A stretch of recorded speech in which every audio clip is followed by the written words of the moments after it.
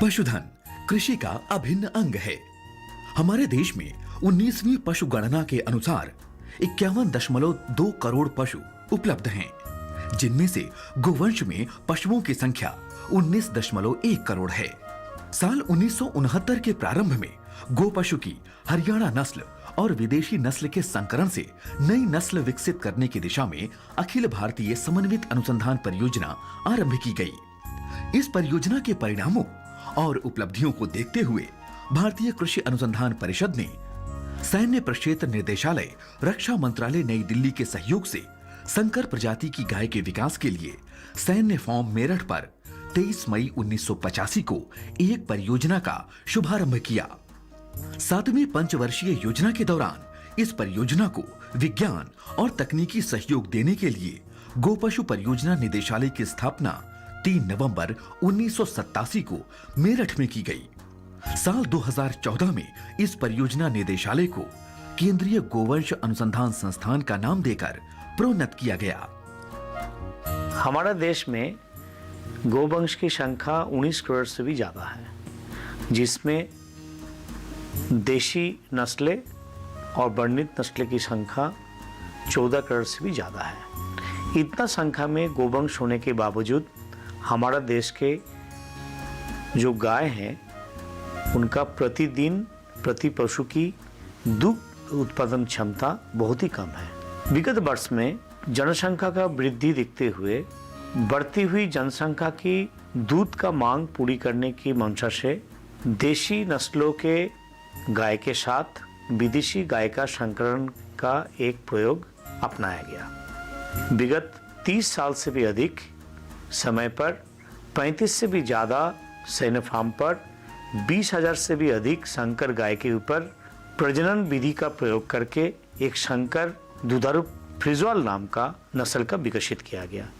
हमारा संस्थान का और एक काम है कैसे कम लागत पर संतुलित पशु आहार का विकसित किया जाए और साथ में बायोटेक्निक्स के इस्तेमाल से जैसे genomic selection, assisted reproductive technology और IVF, ये सब टेक्नोलॉजी द्वारा भी कैसे द्रुत गति से आनुवंशिक उन्नति किया जा सके, इसके ऊपर भी हमारा संस्थान काम कर रहा है। आज संपूर्ण भारत और विश्व में डेयरी पशुओं में कृत्रिम गर्भाधान की विधि अपनाई जा रही है।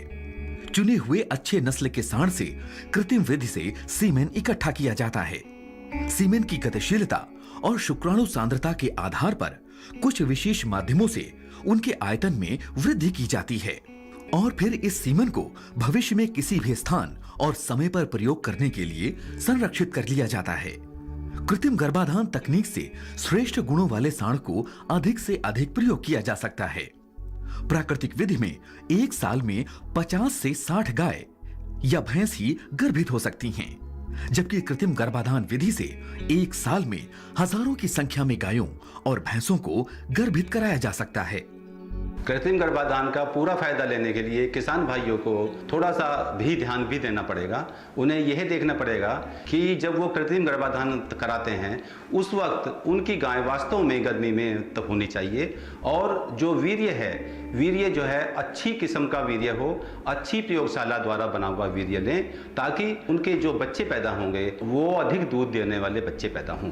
इसके साथ साथ इसके फायदे किसान भाइयों को ये हैं खास तौर से कि एक तो किसान भाइयों को खुद को कोई सांड को मेंटेन करने की जरूरत नहीं है। दूसरा यह है उसको उच्च गुणवत्ता वाला वीर्य जो कि लैब में परखा हुआ है वो मिल जाता है। तीसरा फायदा इसका यह है कि जब हम नेचुरल सर्विस कराते हैं तो जो घूमते हुए सांडों से कराते हैं उनमें कोई बीमारी मिल सकती है और वो बीमारी जब वो गाय को गर्भित करती है तो वो बीमारी जो है उसके बच्चेदानी में पहुंच जाती है और गाय जो है फिर वो नहीं ठहरती है। लेकिन प्रयोगशाला से लिया हुआ वीर्य जब कृत्रिम गर्भाधान से प्रयोग करते हैं, क्योंकि उस वीर्य की पूरी जांच की जाती है, इसलिए उसमें उसकी बच्चेदानी में कोई भी बीमारी होने की संभावना नहीं रहती है। संस्थान के वैज्ञानिकों के अनुसार सही भरण पोषण का शारीरिक बढ़वार, प्रजनन क्षमता और स्वास्थ्य पर अनुकूल प्रभाव पड़ता है। साथ ही उचित आहार प्रबंध से गाय न केवल अधिक दूध देती है बल्कि शीघ्र ही दोबारा गर्भित भी हो जाती है। इसके साथ ही दुग्धावस्था के दौरान गो पशुओं की दुग्ध उत्पादन क्षमता, हरे और सूखे चारे की उपलब्धता के साथ पोषण प्रबंधन पर निर्भर करती है। सामान्यतः हम पशुओं के लिए और अपने दुधारू गाय के लिए जो दाना बनाते हैं उसमें 100 किलोग्राम दाने के लिए 33 किलो अनाज, 33 किलो खली और 33 किलो चोकर, चूरी या चावल की भूसी इत्यादि चीज़ों का उपयोग करते हैं। इसमें 2 किलो खनिज मिश्रण और 1 किलो नमक मिलाकर संतुलित पशु आहार बना लेते हैं। सामान्यतः प्रतिदिन 3 किलो दूध उत्पादन के लिए पशु को बहुत अधिक दाने की आवश्यकता नहीं होती है, पर इसके बाद अगर और दूध अगर होता है तो हर 1 किलो दूध के लिए 400 से 500 ग्राम दाने की आवश्यकता पड़ती है। इसके अलावा पशुओं के लिए हरे चारे और सूखे चारों की व्यवस्था हमेशा ही करनी पड़ती है, क्योंकि चारे पर निर्भरता जो होती है वो दूध उत्पादन के लिए सबसे सस्ता पड़ता है, दाना महंगा पड़ता है। इसलिए अगर हमारे पास हरा चारा भरपूर मात्रा में उपलब्ध है तो हम उसे अपने पशुओं को अच्छे से खिलाएं। और इसके बाद पशुओं के लिए बहुत सी चीज़ें, जैसे दूध में हमें कमी हो जाती है तो उस समय हमें खनिज मिश्रण पर बहुत ध्यान देना होगा। इसके लिए हमारा संस्थान विशेष तरह का खनिज मिश्रण बनाया है जो हम अपने जानवरों को खिलाकर उनसे उचित मात्रा में दूध उत्पादन ले सकते हैं। संस्थान में अखिल भारतीय समन्वित गोवंश परियोजना के अंतर्गत 3 उप परियोजनाओं पर कार्य किया जा रहा है। यह सतत परियोजना है जो लगातार चलती जा रही है और चलती रहेगी, क्योंकि एक बार में कम से कम 6 से 7 साल लगते हैं हमको बेस्ट बुल का चुनाव करने में, और इन बेस्ट बुल की जो चुनाव कर किया जाता है उनके बच्चियों के दुग्ध उत्पादन के बेस पे इवैल्यूएशन होता है। तो जो भी टॉप रैंक्ड सीमेन है, जो सबसे अच्छे बुल होते हैं, उनके सीमेन को हम जो इलीट फीमेल जो हमारी इस परियोजना में 3000-4000 किलो दुग्ध उत्पादन प्रति ब्याज देती हैं, उनसे ब्रीडिंग करवाते हैं और उससे जो बच्चे पैदा होते हैं मेल, हम उसको फिर अपने परियोजना के अंतर्गत सम्मिलित करते हैं, उनसे वीर्य कलेक्ट करते हैं और फिर ये ब्रीडिंग के लिए किसान भाइयों तक हम उपलब्ध कराते हैं। हमारी जो योजनाएं हैं वहाँ पर सीमेन लैब है और गिर कानक्रेस के सीमेन बहुत अच्छे उच्च कोटि का वहाँ भी उपलब्ध है। किसान भाइयों को वहाँ से भी मिल सकता है। यहाँ पे भी हम सीमेन लेके आते हैं, जो हमारे आसपास के किसान हैं तो यहाँ से भी हम 20 रुपए में उनको उपलब्ध करवाते हैं, जिससे उनको उच्च कोटि की बच्चियाँ मिले और अगले जनरेशन में अच्छा दुग्ध उत्पादन हो। इस तरह से ये परियोजनाएं संचालित की जा रही हैं। इसी के साथ सेक्स सीमेन, आजकल आप देखेंगे किसान भाई ज़्यादातर बच्चियाँ पैदा करना चाहते हैं, तो सेक्स सीमेन भी कई प्रयोगशालाओं में उपलब्ध हैं, जैसे बाबूगढ़ है, इसी तरह से ऋषिकेश में है। वहां से आप सेक्स सीमेन ले आएं। रेड सिंधी का भी है, साहिवाल का भी है। किसान भाई जब वहां पे अपनी ब्रीडिंग करवाएंगे गाय में और बच्चियों में, तो ये निश्चित है कि लगभग 90% बच्चियां ही पैदा होंगी। तो जितनी भी लेटेस्ट टेक्नोलॉजी है इसका किसान भाई फायदा उठा सकते हैं। अच्छे उच्च कोटि का अगर सीमेन आप उपयोग करेंगे, निसंदेह दुग्ध उत्पादन में बहुत ही अच्छी वृद्धि होगी, आपको भी फायदा होगा और पूरे देश को भी फायदा होगा। आपकी जीविका में भी वृद्धि हो, आपको दुग्ध उत्पादन में भी वृद्धि हो, इसके लिए आपका सहयोग निरंतर हम लोगों को चाहिए। गोवंश से अधिक उत्पादन पाने के लिए उनका उचित प्रबंधन करना बहुत जरूरी होता है। इनमें आवास प्रबंधन, पोषण प्रबंधन और रिकॉर्ड प्रबंधन रखना बहुत आवश्यक होता है।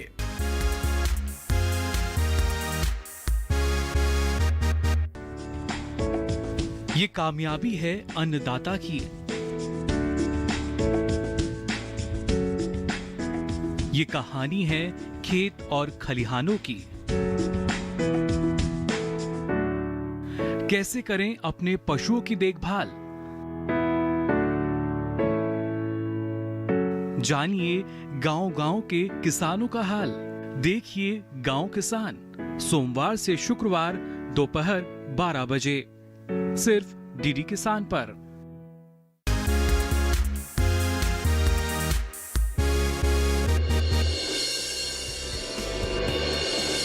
आज संपूर्ण भारत और विश्व में डेयरी पशुओं में चुने हुए अच्छे नस्ल के सांड से कृत्रिम गर्भाधान की विधि अपनाई जा रही है। संस्थान में गो पशुओं के आनुवंशिक विकास के लिए राष्ट्रीय स्तर की 3 परियोजनाएं चलाई जा रही हैं। जिनमें सबसे प्रमुख परियोजना है फ्रीजवाल परियोजना। इस परियोजना का मुख्य उद्देश्य गाय की एक नई नस्ल फ्रीजवाल को विकसित करना है, जो कि परिपक्व ब्यात के 300 दिनों में 4% वसा के साथ 4000 किलोग्राम दूध का उत्पादन कर सके। ये परियोजना देश के विभिन्न कृषि जलवायु वाले क्षेत्रों में स्थित 43 सैनिक फार्मों के सहयोग से चलाई जा रही है। केंद्रीय गोवंश अनुसंधान संस्थान अंतर्गत फील्ड पॉजिटिव टेस्टिंग प्रोजेक्ट यहाँ चल रहा है। ये प्रोजेक्ट हमारा ऑल इंडिया 4 यूनिट्स में चल रहे हैं। एक गढ़बासु लुधियाना में है, दूसरा केरल में है केबासु, दूसरा बेफ पुणे और तीसरा जीबी पंत यूनिवर्सिटी पंतनगर में। तो ये चारों यूनिट्स में हमारे करीब टोटल 1 लाख के ऊपर फार्मर्स उसमें जुड़े हुए हैं हमारे साथ। उसमें हमने देखा है जो हमारा सीमेन यूज़ करता है, इनको जो प्रोजीनीज आते हैं उनके दूध प्रोडक्शन बहुत ज़्यादा बढ़ता है, तो उसमें उनको दूध बेच के उसको इकोनॉमिकल अपलिफ्टमेंट होता है। उसमें जो किसान है पर मंथ हमने देखा है पूरा 4 यूनिट्स में एवरेज लगा के करीब 15,000 से 1 लाख रुपये पर मंथ तो उनका फ़ायदा होता है इस हमारा प्रोजेक्ट में जोड़ने से। तो ये प्रोजेक्ट जो हमारा सीमेंट एक्चुअली जो सीमेंट हम यूज़ करते हैं या फ्रीजवाल सीमेंट वो बहुत अच्छा गुणवत्ता वाला बोल्स के सीमेंट है। ये सीमेंट यहाँ भी हमारा यूनिट में भी है, डिस्ट्रीब्यूशन यूनिट है, यहाँ भी सीमेंट अगर किसान यूज़ करेंगे तो उनके बहुत अच्छे प्रोजीनीज मिलेंगे। इनके milk production instantly immediate next generation में ही 10 से 15 किलो मिल्क दूध उत्पादन मिलेगा। दुग्ध उत्पादन की सफलता पशुओं के स्वास्थ्य पर निर्भर करती है। पशुपालकों को पशुओं में होने वाली बीमारियों के बारे में जानकारी होना बहुत जरूरी है। गो पशुओं में कई प्रकार की बीमारियां तेजी से फैलती हैं और बहुत कम समय में ज्यादा से ज्यादा पशु इससे प्रभावित हो जाते हैं। गो पशुओं के अस्वस्थ होने पर उत्पादन और पुनरुत्पादन पर विपरीत प्रभाव पड़ता है, जिसके कारण पशुपालकों की आर्थिक स्थिति भी गड़बड़ा जाती है।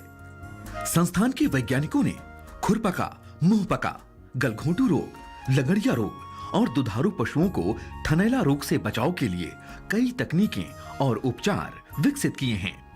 खुरपका मुंहपका, जिसको FMD भी कहते हैं, फुट एंड माउथ डिजीज भी इसको कहते हैं, ये एक विषाणु जनित बीमारी है और देश के विभिन्न हिस्सों में हर साल फैलती है। इस बीमारी में पशु को तेज बुखार आता है, पशु के खुरों में एवं मुंह में छाले पड़ जाते हैं, पशु चारा खाना बंद कर देता है एवं दुधारू पशुओं का दूध बिल्कुल सूख जाता है।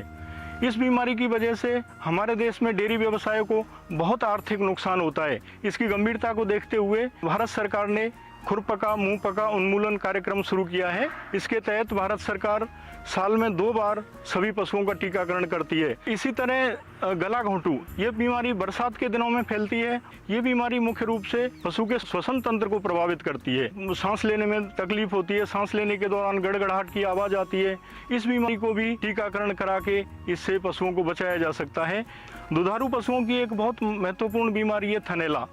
थनैला इतनी खतरनाक बीमारी है कि इसकी वजह से पशु का एक या एक से अधिक थन और कभी कभी पूरा अयन भी खराब हो जाता है। यह 2 रूपों में होती है, क्लिनिकल एवं सब क्लिनिकल। क्लिनिकल रूप को किसान भाई आसानी से लक्षण देके पहचान सकते हैं, जैसे थनों में अयन में सूजन आना, पानी जैसा दूध आना, दही की तरह फटा हुआ सा दूध आना या रक्त मिश्रित दूध आना। लेकिन सब क्लिनिकल थनैला एक गंभीर बीमारी है, क्योंकि इसको बाहर से देख के नहीं पहचाना जा सकता।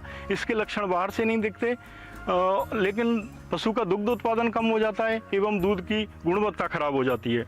हमारा संस्थान CMT किट, जो कैलिफोर्निया मैस्टाइटिस किट और टीथ डिपिंग कप किसानों को वितरित करता है एवं उनको प्रशिक्षण भी देता है। गोवंश से अधिक उत्पादन पाने के लिए उनका उचित प्रबंधन करना बहुत जरूरी होता है। इनमें आवास प्रबंधन, पोषण प्रबंधन, प्रजनन प्रबंधन, स्वास्थ्य प्रबंधन, दुग्ध प्रबंधन और रिकॉर्ड प्रबंधन रखना बहुत आवश्यक होता है। गोवंश पालन को लाभदायक व्यवसाय बनाने के लिए उनका वैज्ञानिक तरीके से प्रबंधन अति आवश्यक है। और यदि पशुपालक इन गोवंश का उचित प्रबंधन करेंगे, जिसके कि 4 मुख्य स्तंभ हैं, जैसे कि उनका एक उचित आवास, उचित पोषण प्रबंधन, प्रजनन प्रबंधन और स्वास्थ्य प्रबंधन। यदि पशुपालक भाई इन 4 स्तंभों का ध्यान रखेंगे तो वो अपने गौवंश से एक उचित और एक लाभदायक इस व्यवसाय को बनाने में सहायक होगा। तो पहले मैं अगर उचित आवास की बात करता हूँ तो आवास जो है, अगर ग्रीष्म ऋतु में हमारे क्या है कि संकर जो गायें हैं ये बहुत परेशान हो जाती है। इनका उत्पादन है वो गर्मी में बहुत कम चला जाता है। तो पशुपालक भाई ये करें कि जो ये गौवंश हैं खास तौर से संकर नस्ल के, इनको ग्रीष्म ऋतु के जो तनाव है उससे बचाने के लिए गर्मी के मौसम में एक तो फव्वारे चलाएं और साथ में पंखे चलाएं। तो ये आवास में ये खास ध्यान रखें।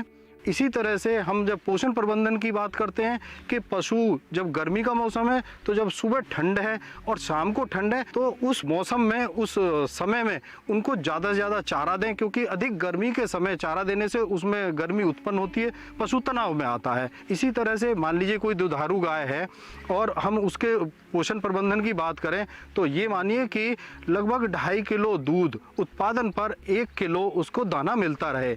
अब अगर मैं उचित प्रजनन प्रबंधन की बात करूं तो हमारा उद्देश्य होता है कि जो संकर नस्ल की गाय हैं, लक्ष्य देते हैं पशुपालक भाई को कि एक बच्चा हर साल लेंगे। अब ये कब होगा? ये तभी संभव होगा जब पशुपालक भाई वैज्ञानिक तरीके से उनका प्रजनन प्रबंधन भी करेंगे। इसके बाद अंतिम में मैं एक मुख्य जो प्रबंधन है वो बताना चाहूँगा कि रिकॉर्ड प्रबंधन। यदि आपके पास रिकॉर्ड रहेंगे कि गाभिन हुई है, कब मैंने एआई कराई है, वो अगली बार 21 दिन बाद दोबारा हीट में आती है नहीं आती है, और उसके बाद अगर वो गाभिन रुक जाती है तो वो कितने दिन बाद ब्याने की तिथि है, वो संभावित तिथि है, वो रिकॉर्ड में दर्ज करें। और जैसे कोई पशु है उसको बीमारी के जो टीके लगवाए हैं वो टीके कब कब लगवाए हैं, और जो उनको कृमिनाशक दवाई पिलाई है वो कब पिलाई है, अगली हमारी कब ड्यू है। तो इस तरह से अगर पशुपालक भाई वैज्ञानिक तरीके से इन पशुओं का प्रबंधन करेंगे तो यह गौवंश पालन उनके लिए अति लाभदायक होगा।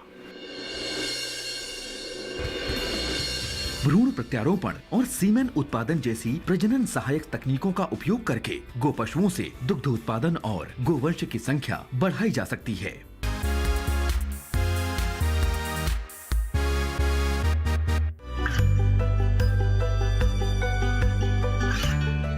गांवों और पिछड़े क्षेत्रों में सरकारी योजनाओं की जानकारी पहुंचा। देश में कौशल और क्षमता विकास कर ग्रामीणों को सामाजिक बदलाव और विकास से जोड़ने की दूरदर्शन किसान की पहल चौपाल चर्चा देखें सोमवार से शुक्रवार सुबह 9 बजे।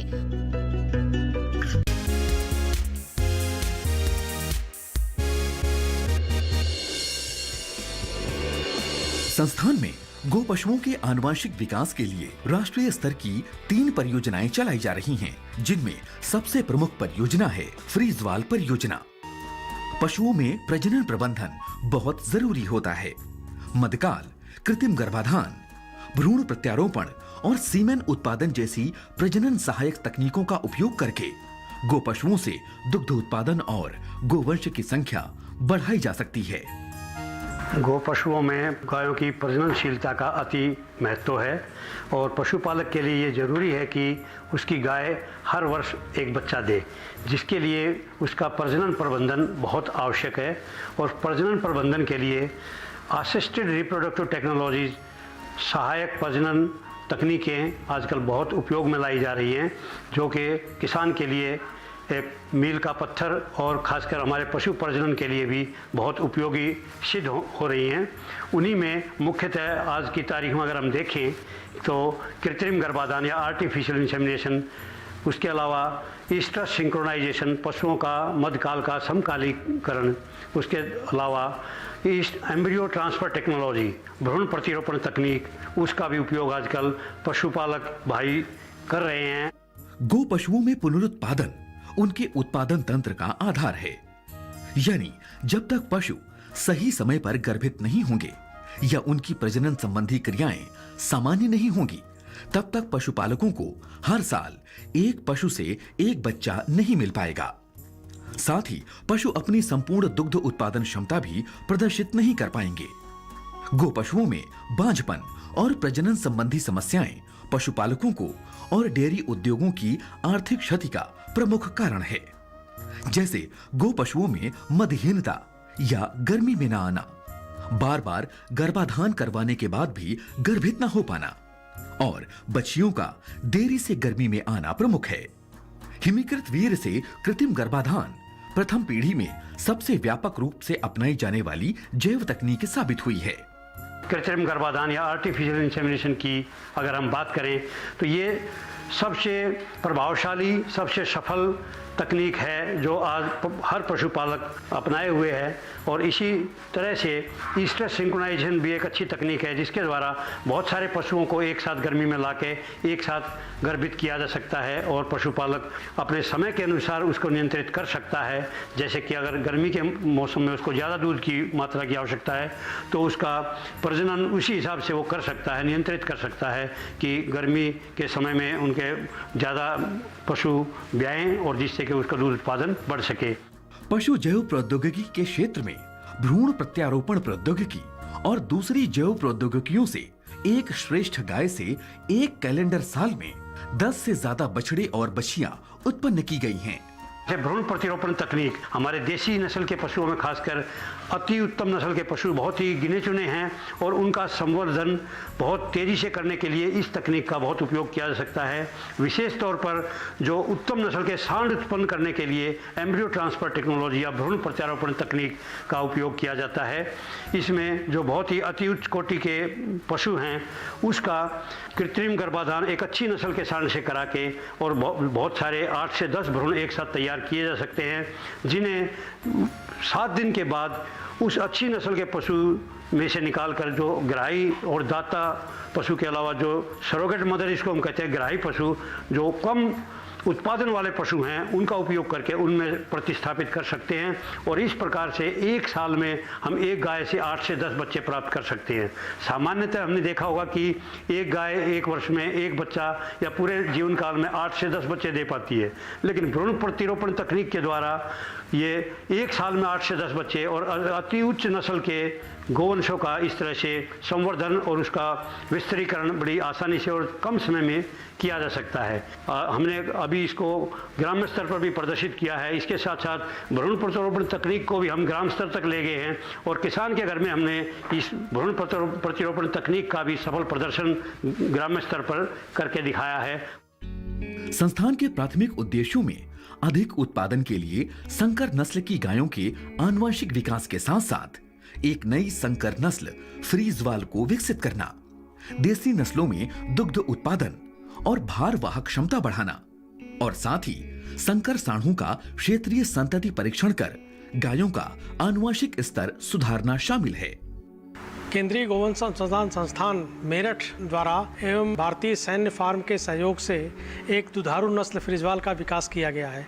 इस नस्ल का विकास करने के लिए देसी नस्ल साहिवाल की गाय को विदेशी नस्ल के होस्टन फ्रीजियन से क्रॉस करा करके इसको विकसित किया गया है। इसमें 62.5% विदेशी रक्त है और 37.5% देसी नस्ल के रक्त है और ये एक दुधारू नस्ल विकसित की गई है जो कि 300 दिन के ब्यात में 3628 किलो दूध देती है तथा इस गायों का प्रथम ब्यात आयु 970 दिन है जो कि अन्य गायों की अपेक्षा काफ़ी कम है।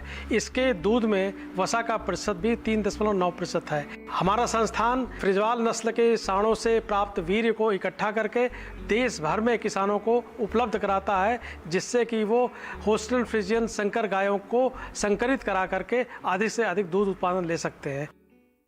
संस्थान में समय समय पर किसान गोष्ठियों और प्रदर्शनियों का आयोजन होता रहता है। इनमें किसानों को वैज्ञानिक विधि से पशुपालन की विस्तृत जानकारी दी जाती है। संस्थान की अनुसंधान गतिविधियों के परिणाम किसानों तक पहुंचाना बहुत आवश्यक होता है। इसके लिए हम विभिन्न किसान मेलों और गोष्ठियों का आयोजन करते रहते हैं या फिर अन्य एजेंसी और संस्थानों द्वारा आयोजित किसान मेलों और गोष्ठियों में प्रतिभाग करते रहते हैं। किसानों के प्रशिक्षण की भी व्यवस्था की गई है और किसानों को प्रशिक्षण देने के लिए हम किसानों को अपने संस्थान में लेकर आते हैं और 1 दिन से लेकर 3 दिन तक का प्रशिक्षण निःशुल्क प्रदान करते हैं। संस्थान में पशु आनुवंशिकी एवं प्रजनन, पशु पोषण, पशु शारीरिकी, पशु प्रबंधन, पशु पुनरुत्पादन जैसे विषयों के विशेषज्ञ उपलब्ध हैं। किसान भाई इन विषयों से संबंधित कोई भी जानकारी निःशुल्क प्राप्त कर सकते हैं। फ्रीजवाल और स्वदेशी नस्ल के उत्तम गुणवत्ता वाले साँढ़ों का हिमीकृत वीर्य संस्थान और इसकी विभिन्न इकाइयों में किसी भी कार्य दिवस में प्राप्त किया जा सकता है। राष्ट्रीय पशु आनुवंशिक संसाधन ब्यूरो देश में पाए जाने वाले पशुओं और कुक्कुट में आनुवंशिक सुधार कर उनकी रोग प्रतिरोधकता बढ़ाने का अतुलनीय काम कर रहा है।